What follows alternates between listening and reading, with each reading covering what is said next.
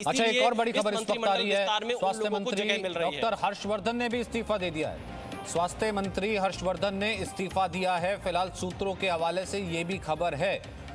तो ये फिलहाल की बड़ी खबर है। एक और जो है कैबिनेट मिनिस्टर का नाम जुड़ गया है जिन्होंने इस्तीफा दिया है। तो स्वास्थ्य मंत्री हर्षवर्धन का इस्तीफा, रविंदर, मैं इसे कैसे देखूं?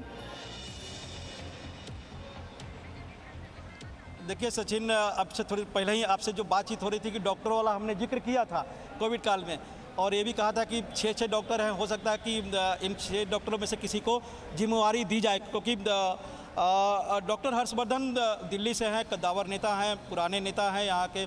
लेकिन कोविड काल में अगर देखा जाए तो जो प्रधानमंत्री ने मंथन भी जो किया था, बार बार हम बता रहे हैं, उससे कई मंत्रालयों से नाखुश थे। तो ऐसे उसमें जो जानकारी मिल रही है स्वास्थ्य मंत्रालय के परफॉर्मेंस को लेकर भी है, खासकर जिस तरह से उसको हैंडल किया गया, क्योंकि प्रधानमंत्री या फिर बीजेपी के कई बड़े नेताओं का ये बहुत दिनों से मानना है कि इस मंत्रालय को और बेहतर ढंग से हम हैंडल कर सकते थे। लोगों के बीच में ये एक बहुत बड़ी अवसर भी, जो प्रधानमंत्री कहते हैं कि आपदा में अवसर, तो कहीं ना कहीं ये अवसर भी था कि लोगों के बीच में ये मंत्रालय और बेहतर ढंग से पहुंच सकता था। आप देखिए कि सचिन, लगातार आप जब टीवी पर एंकरिंग कर रहे हैं तो प्रेस कॉन्फ्रेंस जो हेल्थ मंत्रालय का आप काटते थे तो उसमें विशेषज्ञ बैठते थे या सेक्रेटरी बैठते थे।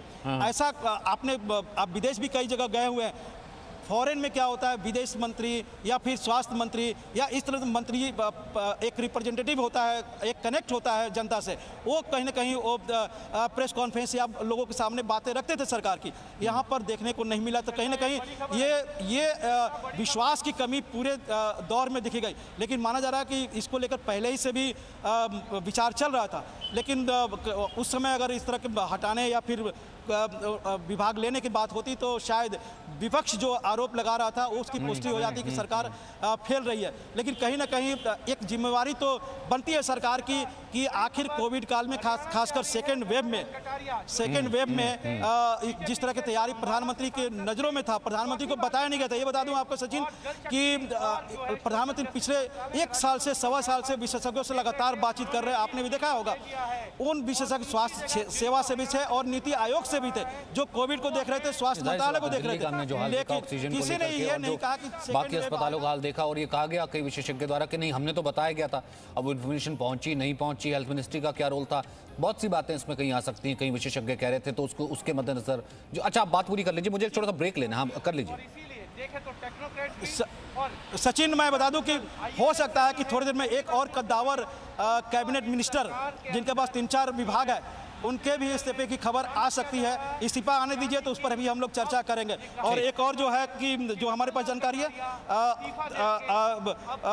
रतन लाल कटारिया का भी इस्तीफा हुआ हरियाणा से, हालांकि एमओएस थे। लेकिन एक कैबिनेट मंत्री जो कद्दावर मंत्री हैं, शायद उनका भी इस्तीफा थोड़ी देर में हो जाए। हालांकि इस्तीफे तक हमको इंतजार करना पड़ेगा। इंतजार करेंगे। सिर्फ एक कैबिनेट विस्तार नहीं है, ये पूरे तरीके से एक तरीके से रीशफल है। और यूं देखिए, जितना भी कद्दावर कोई नेता हो, जिस तरीके से इस्तीफे लगातार हो रहे हैं, परफॉर्मेंस ही फिलहाल ये नजर आ रहा है। और कहीं ना कहीं उसके पीछे जाइए, मंथन काफी वक्त से चल रहा होगा। छोटा सा ब्रेक ले रहे, वापस आ रहे हैं। Presenting B News app, available on Google Play and App Store. Download it now.